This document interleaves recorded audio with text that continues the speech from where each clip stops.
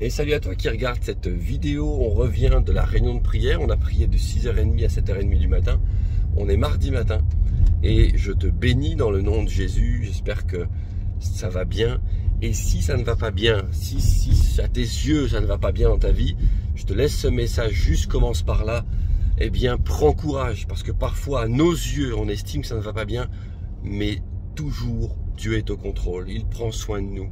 Il prend soin de nous. On ouvrait le temps de prière ce matin avec ces quelques lignes qui nous rappelaient la parole de Dieu, que Dieu était celui, et il est toujours celui qui fait couler des torrents d'eau dans les ravins, alors que c'est désert. Lui, il amène l'eau et la vie. Prends courage. Je te laisse juste ces quelques mots par rapport à Jean 16, verset 13. Pourquoi? Parce qu'en fait, on doit réaliser une chose. C'est que nous avons besoin d'une vision, d'une direction. Nous avons besoin, vous connaissez ce passage qui dit que faute de vision, faute d'enseignement, faute de direction, mon peuple périt. Et alors qu'on était ce dimanche réunis pour le bilan pour l'enfance, centre évangélique Concordia, eh bien on avait ce proverbe 22 verset 6 de cœur qui dit dès l'entrée dans la vie, éduque l'enfant dans sa jeunesse, donc, et plus tard il ne s'éloignera pas de cette éducation, mais surtout il y a une traduction qui dit enseigne-lui la voie à suivre, la direction à suivre, et plus tard il ne s'en éloignera pas. Oui, nous avons une direction à entendre de la part de Dieu. Oui, nous avons une vision à avoir, à recevoir, à écouter de la part de Dieu. On n'est pas comme ça appelé à errer. Tu n'es pas appelé à errer comme ça. Le monde dans lequel nous vivons voudrait que nous pensions ainsi. Tu es libre, fais ce que tu veux. Tu es libre de faire ce que tu veux, essaye tout de gauche, de droite, sois libre, sois toi-même. C'est un peu la vision du monde, c'est un peu les idéologies en place. Tu as le droit, tu es différent, eh bien fais ce que tu veux.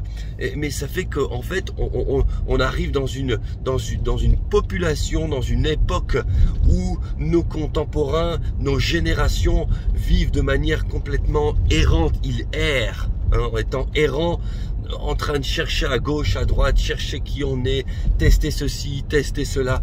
Il n'y a plus de direction précise. Vous savez pourquoi? Parce que l'être humain ne veut plus se soumettre. L'être humain ne veut plus écouter. L'être humain ne veut plus entendre ce que Dieu a à lui dire. Mais toi, enfant de Dieu, moi, enfant de Dieu, je suis appelé à écouter ce qu'on me dit, ce qu'on me dit du ciel, ce que Dieu me dit du ciel. Tu es appelé à avoir une vision.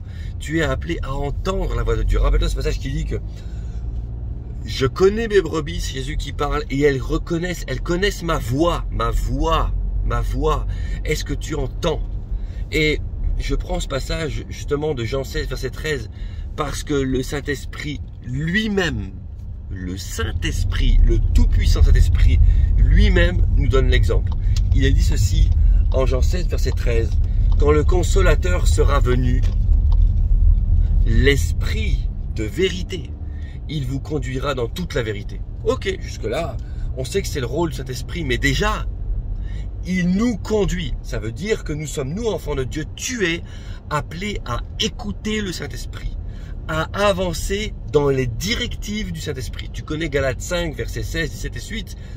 Mais accomplissez les désirs de l'Esprit et vous n'accomplirez plus, et je n'accomplirai plus les désirs de la chair. Et il est dit dans les passages de la suite de Galates 5, 16 et suite, parce que, et c'est ainsi écrit, justement, pour que nous ne fassions pas ce que nous voudrions faire. À partir du moment où on fait ce que nous, on voudrait faire, alors c'est catastrophique souvent. Mais nous voulons faire ce que Dieu veut que nous fassions.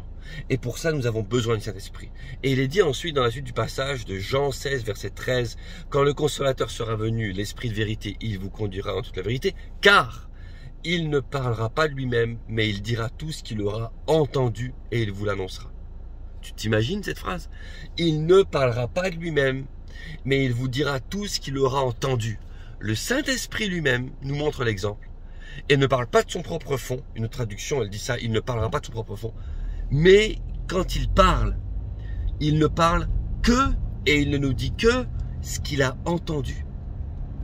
Et nous voudrions des fois marcher dans la vie sans entendre ce que Dieu nous dit, sans écouter ce que Dieu nous dit. Nous, on voudrait marcher dans la vie avec notre propre connaissance. C'est bon, Seigneur, j'ai assez assimilé de choses, j'ai assez assimilé d'enseignements de ta parole. C'est bon, je sais comment ça marche. Nous, des fois, on parle comme ça. Mais c'est ni plus ni moins que de l'orgueil. C'est ni plus ni moins que de la prétention. On a besoin de remettre les compteurs à zéro et de se dire, hey, même si le Saint-Esprit, lui, il ne nous dit que ce qu'il a entendu dans le ciel, alors nous, ô combien on doit écouter le Saint-Esprit. On doit dire, Seigneur, je veux marcher seulement une fois que j'ai entendu ce que ton Saint-Esprit m'a dit.